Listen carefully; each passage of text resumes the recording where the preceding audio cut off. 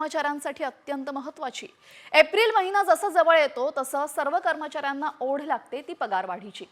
वर्षभर केलेल्या कामाचं फलित म्हणजेच पगारवाढ यंदा किती असेल या संदर्भात एक अहवाल समोर आलाय। पाहुयात याच वरचा हा स्पेशल रिपोर्ट। खासगी क्षेत्रातील कर्मचाऱ्यांसाठी खुशखबर। यंदा कर्मचाऱ्यांना मिळणार 9.4% पगारवाढ। ऑटोमोबाईल क्षेत्रात सर्वाधिक 10% पगारवाढ।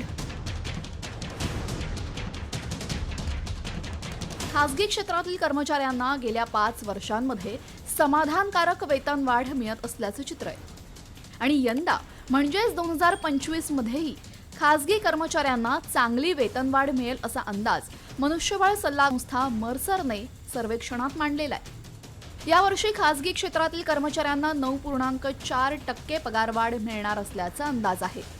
तंत्रज्ञान, गृहोपयोगी वस्तू, वित्तीय सेवा, ऑटोमोटिव्ह, अभियांत्रिकी, सेवा क्षेत्र अशा विविध क्षेत्रातील साधारणतः 1550 हून अधिक कंपन्यांनी या सर्वेक्षणामध्ये सहभाग नोंदवला होता आणि या सर्वेक्षणाच्या अहवालात नक्की काय म्हटलेलं आहे पाहूयात। गेल्या 5 वर्षांमध्ये साधारण 8% पगारवाढ होतीये। 2025 मध्ये 9.4% पगारवाढीचा अंदाज आहे।